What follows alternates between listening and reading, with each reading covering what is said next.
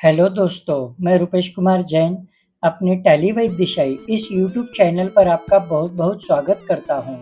दोस्तों, मैं हमेशा ही नॉलेजेबल वीडियो आपके लिए लाता हूं।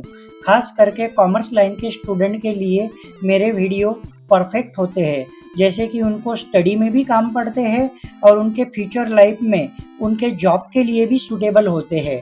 तो आज भी मैं एक ऐसा ही वीडियो लाया हूं जिसमें आपको डिफरेंस मालूम पड़ेगा कि डिविडेंड एंड इंटरेस्ट इन दोनों में डिफरेंस क्या होता है। दोस्तों, आप जानते ही हो कि ज़्यादातर लोग अपना पैसा बैंक में डिपॉजिट करवा देते हैं, तो बैंक उस डिपॉजिट अमाउंट पर आपको इंटरेस्ट देती है, वो क्वार्टरली हो, हाफ ईयरली हो या ईयरली हो। तो यहाँ पर अपन एक डेफिनेशन देख लेते हैं जो डिविडेंड की बताई है।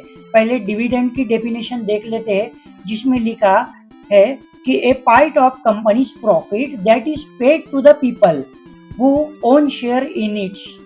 मतलब शेयर होल्डर्स ने जो इन्वेस्ट किया है अमाउंट अपने कंपनी में, तो कंपनी उस इन्वेस्टमेंट किए हुए शेयर्स पर अगर प्रॉफिट आता है तो प्रॉफिट के तौर पर वो डिविडेंड डिक्लेयर करती है अपने शेयर होल्डर को।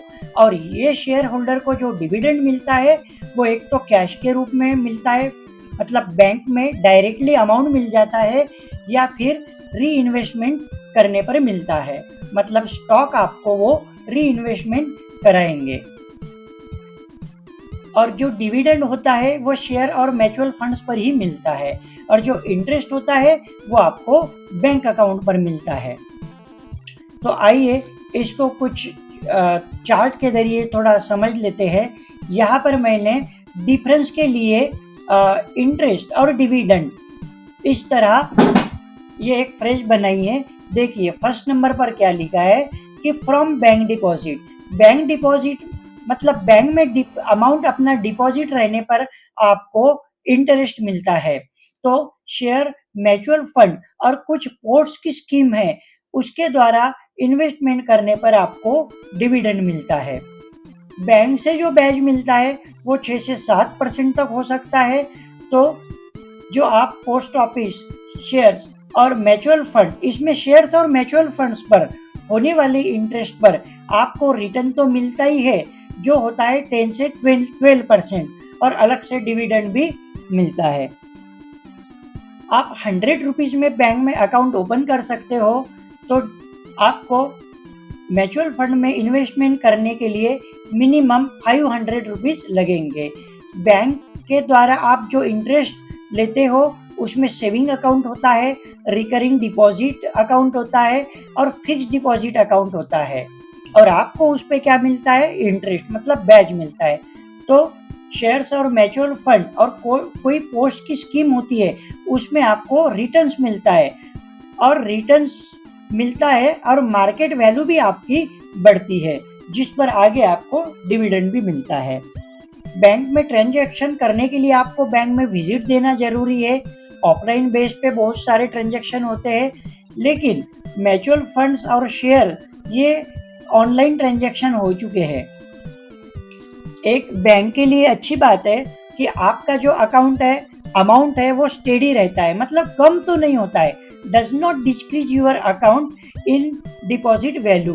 बट शेयर्स में ऐसा नहीं होता है। शेयर्स में आप या म्यूचुअल फंड में आप इन्वेस्टमेंट करते हो तो मे बी लॉस, आपकी जो वैल्यू है वो उसको लॉस भी हो सकता है। क्यों? क्योंकि आपकी इन्वेस्टमेंट मतलब आपकी जो इन्वेस्टमेंट है वो मार्केट वैल्यू उसकी डिक्रीज हो चुकी है। अगर मार्केट वैल्यू डिक्रीज हो जाती है तो आपका इन्वेस्टमेंट लॉस में भी जा सकता है। लेकिन ज़्यादातर देखा जाता है कि जो इन्वेस्टर होते हैं अपनी अमाउंट जो इन्वेस्ट करते हैं, तो इन्वेस्टर का मतलब होता है 1 ईयर और अबो इन्वेस्टमेंट पीरियड। तो 1 साल या 1 साल से ज़्यादा जो इन्वेस्टर अपना अमाउंट इन्वेस्ट करते हैं शेयर्स में और स्टॉक मार्केट में, वो इन्वेस्टर कहलाते हैं। तो इन्वेस्टर अपना जो लॉस है ना, वो रोकना उनके हाथ में होता है, क्योंकि वो क्या करते हैं कि जब मार्केट डिक्रीज हो जाता है तब अपना शेयर्स और म्यूचुअल फंड सेल कभी नहीं करते, वो उसको पोस्टपोन करते रहते हैं, ताकि कभी भी मार्केट वैल्यू उनकी बढ़ जाए और उनको मार्केट वैल्यू के साथ साथ डिविडेंड भी आसानी से मिल जाए। हालांकि डिविडेंड जो होता है वो 31 मार्च को अपने अकाउंट में क्रेडिट होता है। और दोस्तों डिविडेंड जो अपने को मिलता है ना, वो अपने को फेस वैल्यू पे मिलता है। अगर किसी कंपनी ने डिसाइड किया है कि अपने शेयर्स की फेस वैल्यू 5 रुपीज है, हालांकि ये लगभग 10 रुपीज होती ही है। सपोज ऐसा फॉर एग्जाम्पल समझ के चलते हैं कि 5 रुपीज अपने शेयर्स की फेस वैल्यू है और उनको डिविडेंड डिक्लेयर करना है। अगर 100% डिविडेंड डिक्लेयर करना है तो आपको पूरे 5 रुपए प्रति शेयर डिविडेंड मिलेगा। और कंपनी ने डिसाइड किया है कि 200% अपने को डिविडेंड डिक्लेयर करना है, तो वो 10 रुपीज पर शेयर आपको डिविडेंड डिक्लेयर करेगी। तो आपको मार्केट वैल्यू के साथ आपको डिविडेंड का भी बेनिफिट शेयर्स और म्यूचुअल फंड्स में मिल जाता है। और जनरली मैंने ये बताया कि 31 मार्च को डिविडेंड डायरेक्टली अपने बैंक अकाउंट में आता है। तो दोस्तों ऐसे वीडियो बहुत ही यूनिक होते हैं। ये डिविडेंड और इंटरेस्ट पे मेरा पहला ही वीडियो है। अगर आपको वीडियो में कुछ डाउट हो तो आप इस वीडियो को बार बार देखिए। अगर आपको ये वीडियो समझ में ना आया हो तो आप इस वीडियो को दोबारा देख लीजिए और मुझे कमेंट्स में बताइए कि कोई आपको डाउट है। तो ऐसे ही मेरे नॉलेजेबल वीडियो आप देखने के लिए मेरे टेलीवैद दिशाई इस चैनल पर विजिट करें। और आपको पता ही है दोस्तों कि मैं मेरे daily new video WhatsApp status पे भी अपलोड करता हूँ, तो आप वहां से भी यूट्यूब के लिए रीडायरेक्ट हो सकते हो। तो आज के वीडियो को यही एंड करते हैं और आपसे विदा लेते हैं। जय हिंद, वंदे मातरम।